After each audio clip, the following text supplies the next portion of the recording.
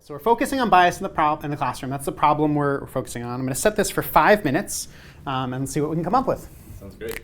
Want to start us off? So I'm thinking of scenarios about teachers' attention. So how is it that people in different cultures have different ways of grabbing teachers' attention, and teachers are probably more attuned to the ones that come from their own sort of cultural experiences. And so some of that might be hand raising kinds of things. There might be other ways of getting teachers' attention. Yeah, that's great. I was just thinking too, there's also like how teachers respond to students asking for help. They might sort of be like, you can figure it out on your own, like you've got this, or they might like come help them immediately or things like that. Sort of similar to how they respond to requests for attention. Something here. Let's see what else. Just sort of, actually another, I guess I meant this as sort of like, getting teacher attention. Students getting attention, or maybe it's like soliciting. Students soliciting attention. Versus the just sort of like where teacher eyes go.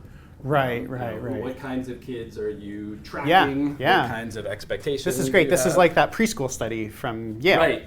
Where we find that preschool teachers are more likely to track African American boys than anyone else in the classroom. And then this influenced sort of like corrections, like for behavioral things, like on task, that kind of stuff as well. That might be biased.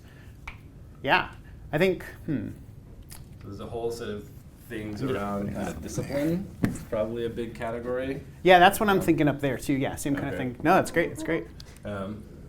So things like when do you decide to refer an issue to the principal versus dealing with it in your own classroom? Even just small things of like, what do you let slide?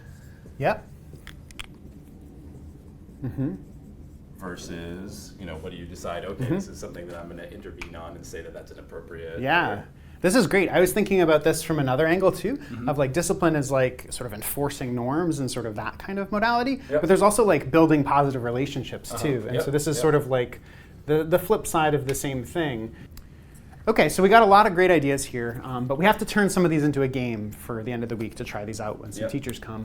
Maybe, I don't know, how many do you think we should go forward with? Maybe 2 or 3 scenarios? Probably. Okay, any that jump out to you right away as like good candidates for that? I don't know, maybe we ought to step back and come up with 4 or 5 criteria that make for a good scenario, and then go through what we think are the most promising ideas. Okay.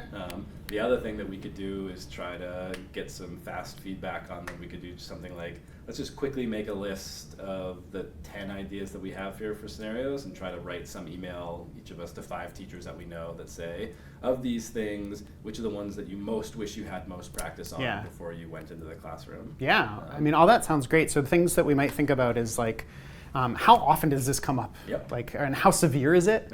If there is a biased way that teachers interact with students, does it like really, really affect them and totally set them on a different trajectory?